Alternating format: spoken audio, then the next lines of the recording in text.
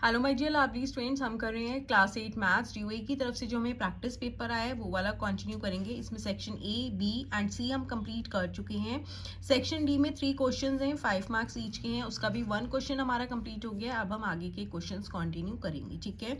अगर आपको ये सारे सेक्शंस देखने हैं तो आप चैनल की प्लेलिस्ट में जाकर देख सकते हैं। अब हम कंटिन्यू करते हैं क्वेश्चन नंबर 12, ठीक है। Aniket deposited an amount of rupees 50,000 in a bank. The bank offers 10% rate of interest compounded annually. ठीक है. How much interest will Aniket get after 1 year? 1 year के बाद उसे कितना इंटरेस्ट मिलेगा हमें वो बताना है. और रेट ऑफ इंटरेस्ट क्या है? कंपाउंडेड एनुअली है.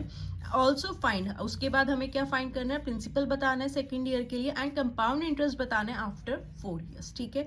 तो देखिए कैसे करेंगे.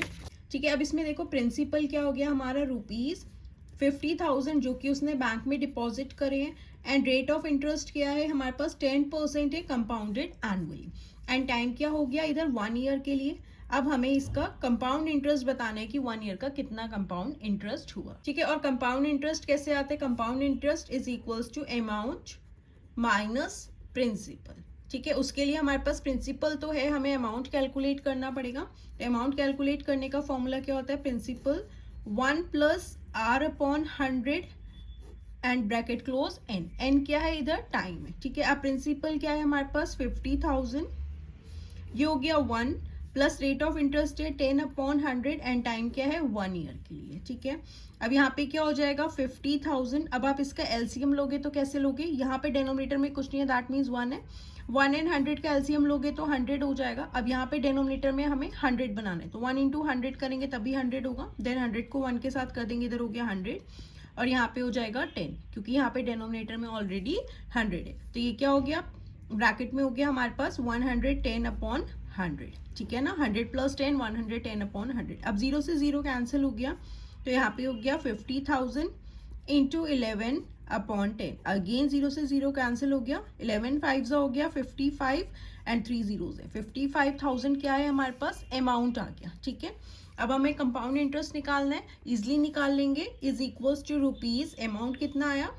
55,000 एंड प्रिंसिपल कितना है? 50,000 is equals to rupees 5,000.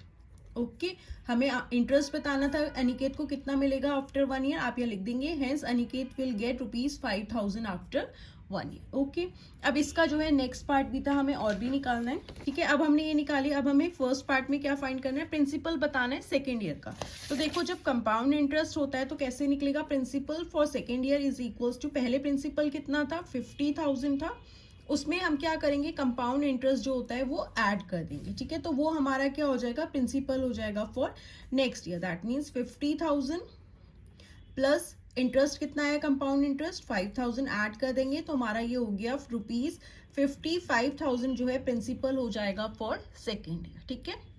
Next part है कंपाउंड इंटरेस्ट फाइंड करना है आफ्टर 4 इयर्स. ठीक है. अब अगेन ये था हमारा फर्स्ट पार्ट. अब इसका है सेकेंड पार्ट. हमें क्या फाइंड करना है? Compound interest after 4 years. Again compound interest कैसे आएगा? Amount minus principal. ठीक है. प्रिंसिपल तो हमें पता है 50,000 है. अब हम अमाउंट निकाल लेते हैं. Amount is equals to principal 1 plus r upon 100 n. N क्या है यहाँ पे? टाइम है. प्रिंसिपल कितना है? 50,000. ओके. हो गया 1 प्लस रेट ऑफ इंटरेस्ट कितना है? 10 अपॉन 100 एन. यहाँ पे टाइम कितना हो गया? 4 इयर्स के लिए निकालना है हमें कंपाउंड इंटरेस्ट. ओके. तो ये हो जाएगा 50,000. अगेन आप इसका एलसीएम लोगे तो क्या हो जाएगा? 110 अपॉन 100 एंड टाइम है 4 इयर्स के लिए. 0 से 0 कैंसिल हो गया तो यहाँ पे क्या बचा? 11 अपॉन 10 बचा. तो ये क्या हो जाएगा? 50,000.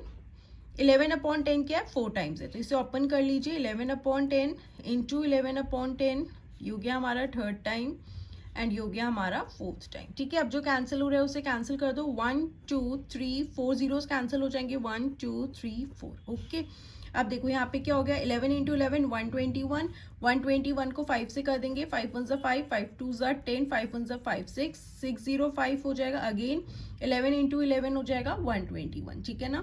ठीक है. अब 605 को 121 के साथ मल्टीप्लाई कर देते हैं. 1 5 5 1 0 0 1 6 6 2 5 10 2 6 12. ये हो जाएगा 506. यहाँ पे हो गया 506 5 and 1 6, 6 and 6 12, 2 and 1 3, 6 and 1 7, that is 73,205 rupees क्या आ गया हमारा अमाउंट आ गया। ठीक है, अमाउंट हो गया 73,205। अब हमें क्या बताना था, कंपाउंड इंटरेस्ट। तो कंपाउंड इंटरेस्ट कैसे निकालेंगे, is equals to amount minus principal rupees. Amount कितना आया हमारा 73,205 में से हम माइनस कर देंगे प्रिंसिपल कितना था 50,000। ओके, तो यहाँ पे क्या आ जाएगा हमारे पास 23,205 रुपीज़ का क्या है कंपाउंड इंटरेस्ट होगा आफ्टर 4 ईयर्स। ओके स्टूडेंट्स, ये था क्वेश्चन नंबर 12। अब आपको इसमें जो है ऑप्शन गिवन है कि इसमें 12 में ये 5 मार्क्स के क्वेश्चन है। अगर आपको ये वाला नहीं आता तो आप ये वाला अटेम्प्ट कर सकते हैं। इसलिए जब भी पेपर आए पहले क्वेश्चंस को अच्छे से रीड करना और समझना कि आपको कौन सा अच्छे से आता है, जिसमें आप बिल्कुल श्योर हो कि आप जो अच्छे से अटेम्प्ट कर सकते हैं वो वाला क्वेश्चन देना आप अटेम्प्ट करना। ओके, अब नेक्स्ट है, on the occasion of Diwali Sudha offers a discount of 20% on all the items at her shop. ठीक है, सुधा ने क्या किया, डिस्काउंट रखा है 20% का सारी आइटम्स जो भी शॉप पर हैं। Still she makes a profit of 14%। Discount देने के बाद भी उसे जो है प्रॉफिट हो रहा है। What is the cost price of an article marked at ₹350। अब हमें जो है कॉस्ट प्राइस बताना है आर्टिकल का जिसका मार्क्ड प्राइस क्या है 350। देखो मार्क्ड प्राइस क्या है, जैसे हम कुछ परचेज करने जाते हैं तो उस पर जो लेबल लगा होता है प्राइस का वो हमारा मार्क्ड प्राइस होता है। तो लेकिन उसने खरीदा कितने का है वो वाला आर्टिकल हमें वो नहीं पता, तो हमें उस आर्टिकल का उसका कॉस्ट प्राइस बताना है जिसका मार्क्ड प्राइस क्या है ₹350 है। तो देखिए कैसे करेंगे। ठीक है, ये क्वेश्चन नंबर 12 का और वाला पार्ट है। अब हमें क्या गिवन है, मार्क्स प्राइस गिवन है। मार्क्स प्राइस है ₹350। उस पर क्या है, डिस्काउंट उसने लगा रखा है कितने परसेंट का, 20% ऑन ऑल आइटम्स। तो हम इससे डिस्काउंट निकाल सकते हैं।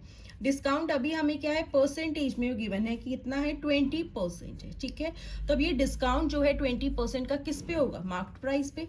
तो 20% हटा दोगे 100% ऑफ व्हाट, जो आप आइटम खरीदोगे उसी पे 20% होगा। तो मार्क प्राइस 350 है, 20% कर देंगे इसका 350। ठीक है, 0 से 0 कैंसिल हो गया, 0 से 0 कैंसिल हो गया, दैट इज ₹70 का क्या है डिस्काउंट हो गया। जो आइटम है 350 का उस पर 70 रुपीज़ क्या होंगे माइनस हो जाएंगे। ठीक है, अगर हम मार्क प्राइस में से डिस्काउंट माइनस कर देंगे तो हमारे पास सेलिंग प्राइस आ जाएगा। Selling price is equals to mark price minus discount.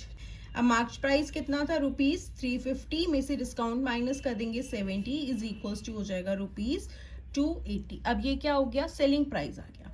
ठीक है, उसके बाद भी क्या था कि उसे प्रॉफिट हो रहा है। अब हमें कॉस्ट प्राइस निकालना है, तो देखो हम सिंपली कॉस्ट प्राइस निकाल लेते हैं। लेट कर लेते हैं पहले, let cost price of an article B is equals to ₹X। अब आप चाहो तो फॉर्मूला लगा के भी निकाल सकते हो, मैं आपको दोनों मेथड्स इसके बता देती हूँ। देखो कॉस्ट प्राइस कैसे निकालेंगे, हमें क्या हो रहा है यहाँ पे, उसने क्या बोला कि प्रॉफिट हो रहा है, कितने परसेंट का प्रॉफिट हो रहा है, उसको 14% का प्रॉफिट हो रहा है। ठीक है ना, तो कॉस्ट प्राइस कैसे निकालेंगे, 100 डिवाइडेड बाय 100 प्लस प्रॉफिट है तो gain percent into selling price. Selling price भी हमारे पास आ गया 280 is equals to 100 divided by 100 plus gain कितना है 14% का इनटू सेलिंग प्राइस है 280। ओके, ये हो जाएगा 100 प्लस 14 कर दोगे 114 इंटू 280। अब कैंसिल कर दो जो हमारा कैंसिल हो रहा है, 2 से कैंसिल कर देते हैं इसको। 2 5 ज़ा 10, 2 7 ज़ा 14, 2 1 ज़ा 2, 2 4 ज़ा 8 0। अगेन देखो कुछ कैंसिल हो रहा है, नहीं होगा तो 140 इंटू 100 करोगे 14000, दैट इज 14,000 डिवाइडेड बाय 57 हो जाएगा। ठीक है, तो अब हम इसे डिवाइड कर देते हैं, 14,000 डिवाइडेड बाय 57। ठीक है, 140 लेंगे, 57 को अगर आप 2 से करोगे तो आपके पास 114 हो जाएगा। 10 में से 4 गए 6, यहाँ पे हो जाएगा 3 में से 1 गए 2 6। अब हम ये वाला 0 उतार लेंगे, 260। 57 को 3 से करेंगे, 3 5 ज़ा 15, 4 से करके देख लेते हैं, 4 7 ज़ा 28, 4 5 ज़ा 20, 2 ऐड करेंगे 228 हो गया।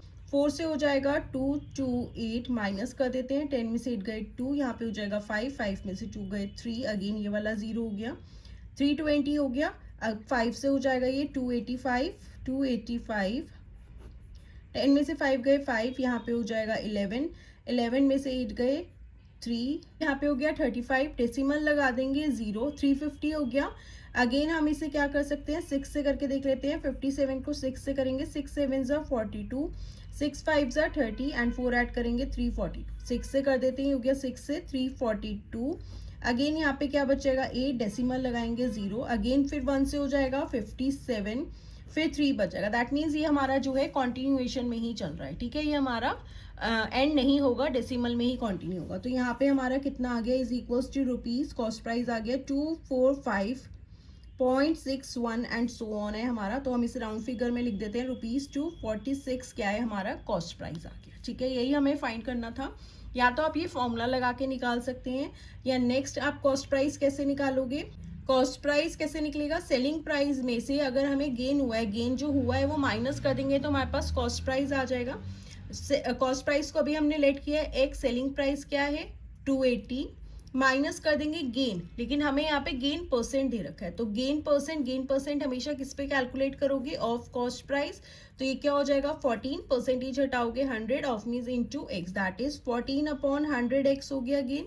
अब x वाली साइड कहाँ आ जाएगी, लेफ्ट हैंड साइड पे आ जाएगी, माइनस था तो प्लस हो जाएगा, 100x इज इक्वल्स टू 280। अब आप यहाँ अगेन एलसीएम लोगे तो क्या हो जाएगा 114/100x is equals to 280, x is equals to 280 into, अब 114/100 जब साइड चेंज करेगा तो इसका रेसिप्रोकल हो गया 100/114। अगेन देखो यहीं पे आ गया, अब आप इसे कैंसिल करोगे तो फिर आपके पास यही आ जाएगा, ठीक है। यहाँ तो आप इस तरीके से निकाल लो कॉस्ट प्राइस, या आप ये वाला फॉर्मूला लगा के निकाल सकते हैं। Okay students, so this was question number 12। अब हम करते हैं इसका नेक्स्ट क्वेश्चन, क्वेश्चन नंबर 13।